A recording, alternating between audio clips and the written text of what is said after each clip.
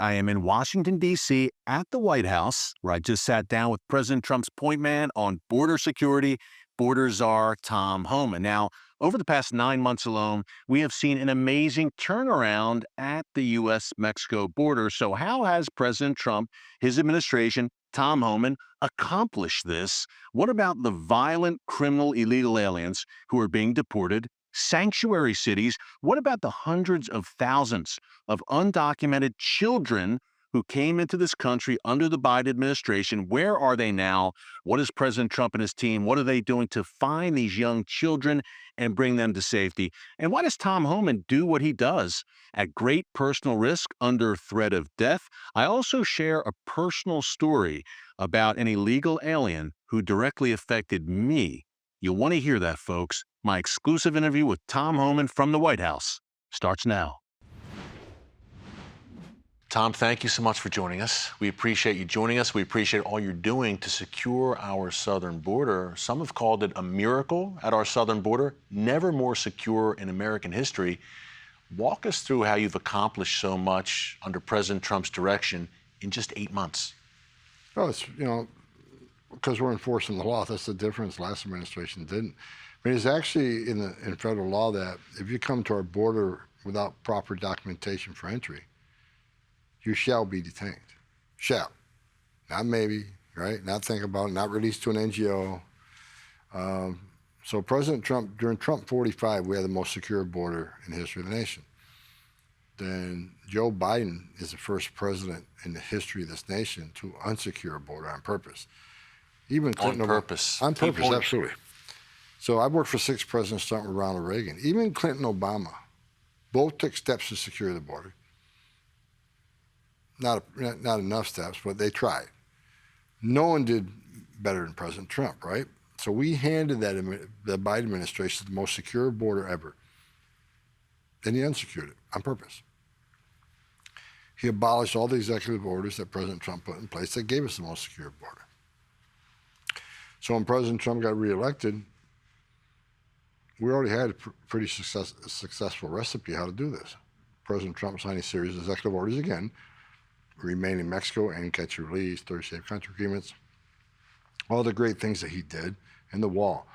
And so we were able to secure it in 7 to 8 weeks, which was amazing. Because when I first came in, the president asked me how long. I told him, let's do 120 days on the outside. 7, 8 weeks. The men and women of the Border Patrol were able to do that because President Trump gave them the executive orders to work from.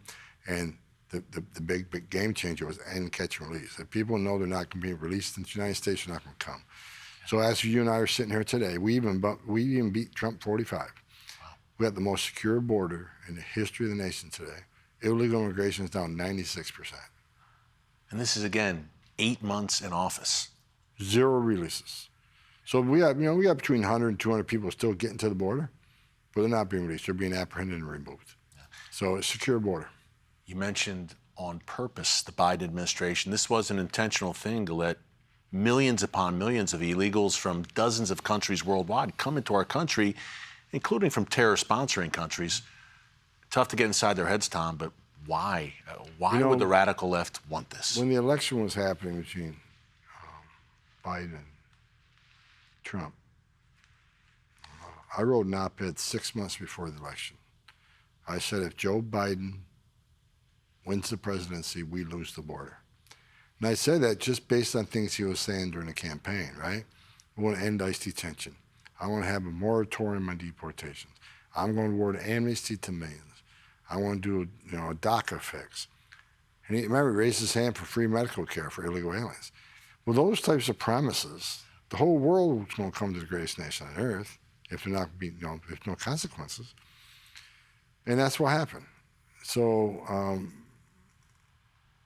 it was done on purpose. The reason I say that is because when President Obama was president, Biden was vice president. And you worked under Obama as well, Democrat and Republican administrations. And I was here to see this. Biden was vice president. Alejandro Mayorkas, who was the secretary the last 4 years, he was a deputy secretary. We had a surge of family groups coming across. How do we stop it? We built detention facilities, We made them see it. We held them long enough to see a judge. Took about 40 days. 90% lost their case because they simply don't qualify for asylum. It's just asylum cheaters, really. 90% lost. We put them on an airplane, sent them home, and then the border numbers tanked. Now that they're secretary and president, what did they do? They didn't detain them. They didn't make them see a judge, and ICE was unable to deport people. They did a complete opposite of what they know worked for them just a few years prior. So this wasn't an accident. This is by design. Yeah. Talk about the worst of the worst. I mean, the people being sent out of our country. I mean, many of these are murderers, rapists, child molesters, people with lengthy criminal records. 10.5 million people came to the border under Biden and cheated the system because there are millions of people standing in line, taking their tests, doing their background investigation, paying their fees to be part of the greatest nation on earth the legal way. I started this in 1984. I started in Border Patrol. I was the first ICE director that actually came up through the ranks. I knew every morning I woke up, I thought, how many children died making the journey last night?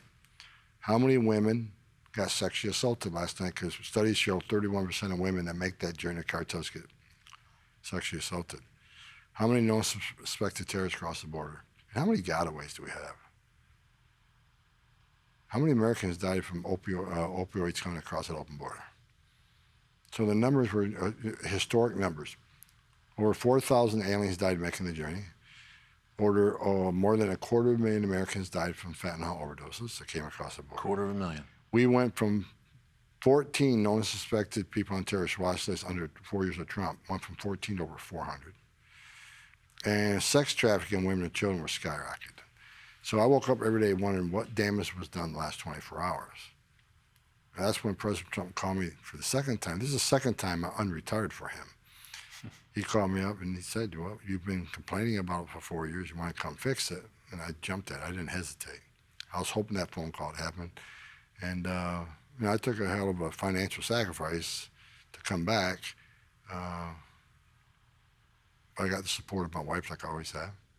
Because she told me, well, you've been pissed off for 4 years. If you don't go back, you're going to be pissed off the next 4 years. They didn't go back and help fix it. So I'm back, but it was on purpose. There's no excuse for it. And I think what they did was borderline treasonous because of the amount of people that died making that journey. And people want to attack myself and President Trump for being inhumane. When 96% less people are coming, how many women aren't being raped?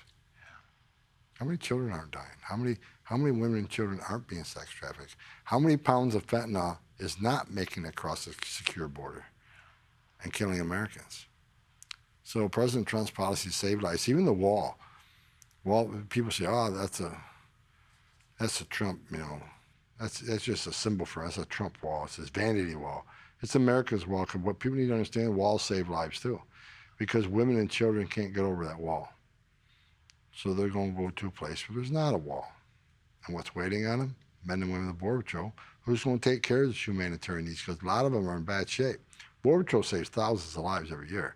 So it makes sense, and I'm proud to be a part of this administration. We're saving thousands of lives. A good friend of mine who I grew up with, named Eddie Pollock from Fox Chase, was murdered in November 1994, 31 years ago, beat to death by a group of thugs. One of those thugs, who was basically the ringleader, conspired to carry out this murderous attack. He was here illegally. He was finally deported 31 years later, just this summer, back to Thailand. That was announced. So thank you and President Trump for that. We feel vindication in my hometown that this murderer is gone. How many cases like that are you seeing? I'd imagine far too many. Tens of thousands. I look at the numbers all the time. Every morning on the way to work, while security details drive me to White House, I'm going through 20 pages of data for the last 24 hours. And right around 70% of everybody we're arresting is a criminal. And the other 30% are national security threats. Most of them don't have a criminal history because they're laying low. Some gang members who may not have a criminal history. And a lot of final orders, people had due process at great taxpayer expense, were ordered removed and didn't leave. They became a fugitive. And other illegal aliens that we find. So, but President Trump said from day one, we're going to concentrate on public safety threats and national security threats. That's what we're doing. So it looks like we got, this piece of garbage that killed your friend during one of our street operations, focusing on criminals. If that city and that state were not a sanctuary state, we probably could have got him years ago.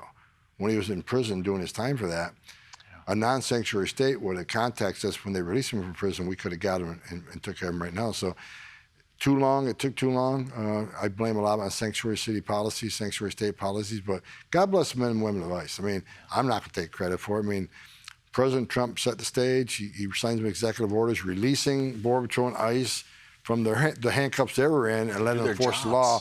The men and women of ICE, 20,000 men and women of ICE, I love each and every one. They're patriots, and they're out there putting their lives on the line every day. I'm not strapping a gun to my hip anymore. I did it for 40 years, but they're doing it every day. 3 o'clock this morning, I don't know what you're doing, but I was sleeping, but there's thousands of ICE Border Patrol agents standing on that dirt trail on the border looking to defend this nation. So God bless the men and women of ICE and Border Patrol, because they're out there arresting bad guys every day. Make America safe again. Hey, speaking of those brave ICE agents and the sanctuary cities, we see ICE agents right now being attacked physically, mocked, taunted, doxxed, all sorts of madness.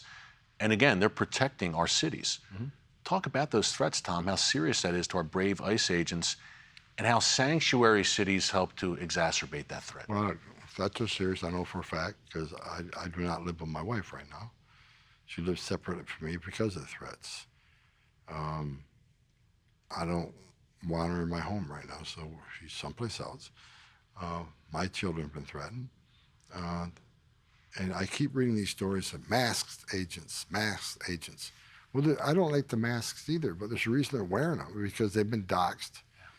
Not only have they been doxxed, their spouses are being doxxed. Their children are being doxxed. So even though I don't like the mask, they're wearing it to help protect your family. So you got to support it. But the threats and the assaults on ICE agents have increased over 1,000%. And a lot of it's based on this, number one, false media reporting, the false narrative the media's putting about who we're arresting. And number two, members of Congress themselves who want to compare ICE to Nazis and racists and Hitler and the Gulag. I've heard them all. So that fringe, not everybody on the left, there's a fringe percentage of the left that feels emboldened. Well, if a senator, if a guy that was running for vice president of the United States, senator can compare him to the Gulag and to the Nazis, it justifies me wanting to hurt him. So I said for months, 6 months ago, if the hateful rhetoric doesn't stop or reduce, there's going to be bloodshed and there's going to be someone's going to get killed, either an agent or a protester turned criminal, right? And it happened.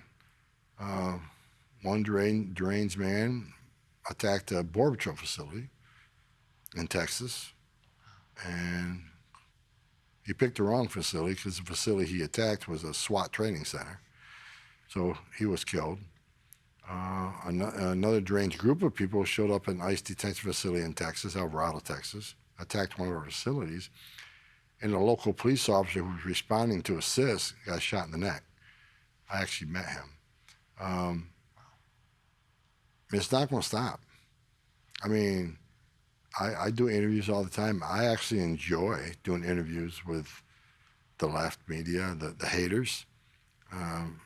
White House press team don't hesitate to give them to me because I don't care what they say. I don't care what they think about me. But I go armed with facts. My whole reason for doing these interviews is setting the record straight. Now, they're not going to listen to me. I'm not going to convince them. But I want whoever their listeners are to hear the actual facts, like the 70% criminal, right? So I actually enjoy doing the left because I'll do my small part, setting the record straight and what the truth is and pushing back on the false narrative being put out there. Sanctuary cities in red states. Now the left is saying, well, red states have a criminal epidemic, even worse than D.C., but it's in particular Democrat-run blue states, it seems. The vast cities. Majority. Yeah. Over 90% are run by Democrats. But look, I don't make it a political case. If you're a sanctuary city, we're coming.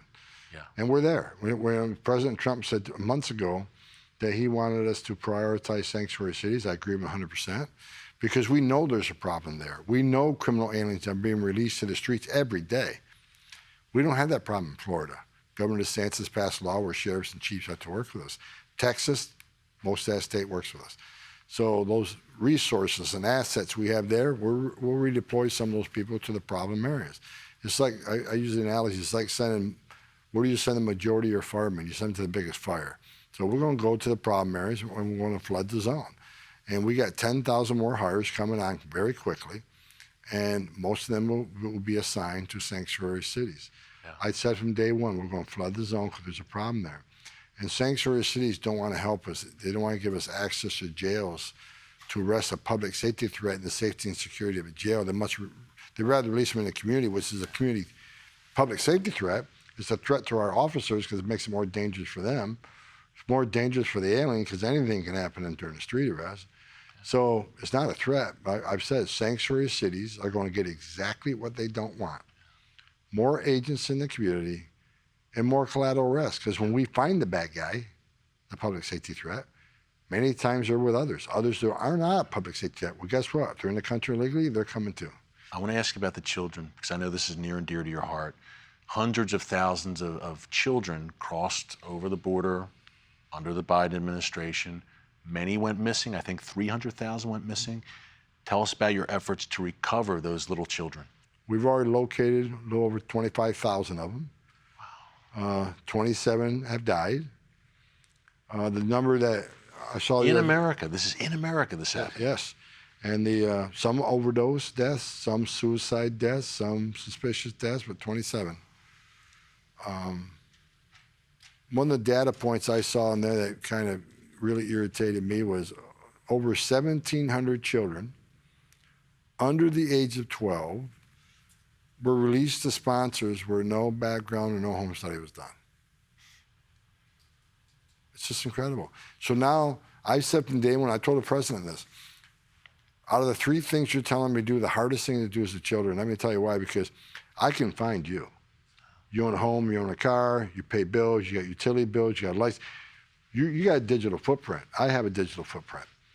Kids don't have that digital footprint, which means we got to find them through the sponsors who weren't fingerprinted and weren't properly vetted, and it's been hard. So HSI, Homeland Security Investigations, part of ICE, has been out there every day across the country looking for these kids, using the addresses that were on file.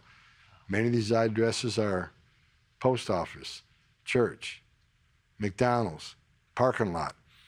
They weren't ever checked. So to already find 25,000, considering the information we're working on is very, very poor, I think is tremendous. What really irritated me more than anything is last week we had, I think it was several hundred Guatemalan children that we made arrangements with the country of Guatemala. They found their parents wanted their kids back.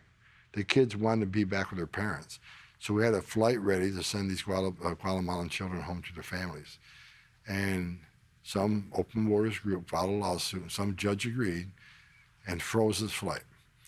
And they wanted to call us the Family Separation Administration from Trump 45. Far more children were separated under Joe Biden. And we're trying to reunite them, and they're stopping us. So I found that disgusting that any judge would keep kids away from their parents or parents away from their kids. But Kilmar Albrego Garcia is there. Well, they're going to die in that mountain. I just can't believe it. I mean, MS-13. Yeah, the worst of the worst. Kilmar is MS-13 member, which is now a designated terrorist organization. As is Tren de Aragua. He's a human trafficker. He's an alien smuggler. He's been ordered deported by 2 different federal judges. And he's a domestic abuser. And they're fighting hard to make sure he don't get removed. Well, I give him my word right now. He will be deported. What drives you? You've been doing this, as you said, over 40 years. You're a man of strong faith as well. At great risk you do this, personal sacrifice. Your family's been threatened. You've been smeared by the mainstream media, et cetera. What drives you to do what you do? The terrible things I've seen in my career, that I'll never forget. I've seen so much tragedy on the border, tragedy during our interior enforcement operations, things I'll never forget. It's hard in my soul. And that's why I get excited every day I wake up, because I know we're saving lives. Less women are being sexually assaulted because the border is secure. Less children are dying every day. We're rescuing children from forced labor and forced sex trafficking. President Trump's saving lives every day, and to be a small part of it, I'm honored. Tom, thanks for all you do for our country. We appreciate it. Thank you, sir. Appreciate it. Thanks, Tom. Thank you. Appreciate it. Stakelbeck Tonight, my all-new nightly series on current events through a bold biblical lens. Make sure you hit the subscribe button so you never miss an upload, and tap the bell icon so you're notified every time a new video is posted. And don't forget to share your thoughts, insights, and comments below. Thanks for watching, and God bless.